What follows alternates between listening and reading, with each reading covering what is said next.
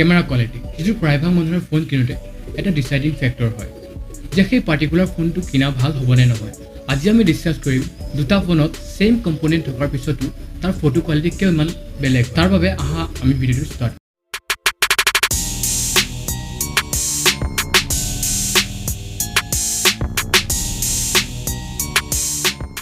So আমি যদি camera কোৱালিটিৰ বিষয়ে বুজিবলৈ যাওঁ আমি এইকেইটা টপিকৰ ওপৰত আজি ডিছকাছ কৰিব লাগিব।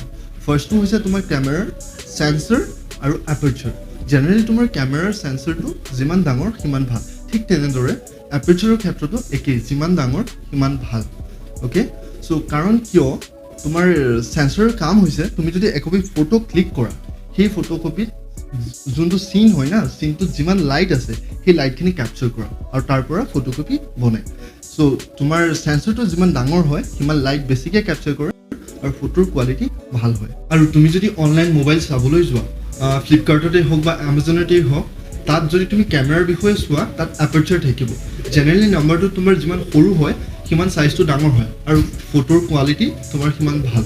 এতিয়া নেক্সট টপিকটো হৈছে তোমাৰ ছফটৱেৰ।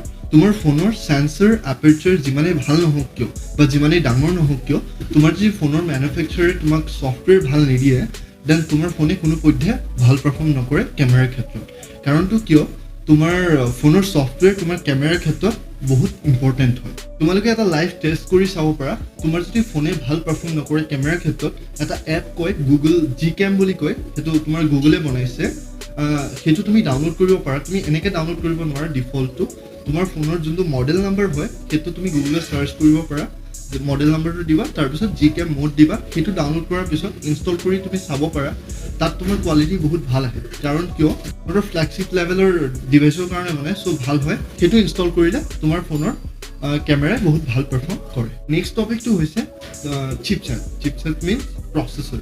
সেইটো তোমাৰ যিমানেই পুৰণা হ'ব সিমানেই তোমাৰ ফোনৰ কেমেৰাই ভাল পাৰফৰ্ম নকৰিব। কাৰণ কিয়, তোমাৰ ফোনৰ যোনটো ইমেজ যোনটো প্ৰচেছিং হয় না, তোমাৰ ফোনৰ ইমেজ প্ৰচেছিঙত ছফটৱেৰৰ লগতে তোমাৰ চিপছেটেও এটা ভাল ইম্পৰ্টেণ্ট পাৰ্ট প্লে কৰে।